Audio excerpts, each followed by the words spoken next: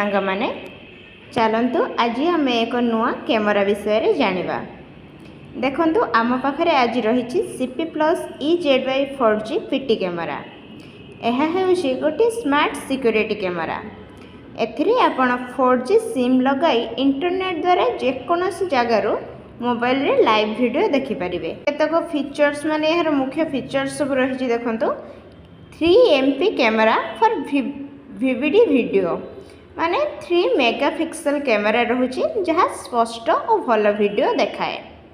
आहुरी मध्य full colour night vision राति मध्य रंगीन वीडियो देखाए। आ ह्यूमन बॉडी डिटेक्शन मनीष आसिले कैमरा चिन्हि पारे और अलर्ट दे थाए। से आहुरी मध्य रही 2 वे कम्युनिकेशन। यही कैमरा द्वारा दुई पटे कथा होई परिबे माने आपण जहाँ कहिबे बाहर लोक मध्य ता सुनी परिबे। आपण मोबाइल रो कहिबे सेठारे सुना जिवो। संदेहजनक लोक आसिले लाइट किंबा साउंड दे सतर्क करे। माने आपण थर जानि नथिबे जे कि बाहर लोक आछंती तो ये कैमरा ताको कैप्चर करिकी माने आपण को लाइट किंबा साउंड देकी आपण को अलर्ट करिवो।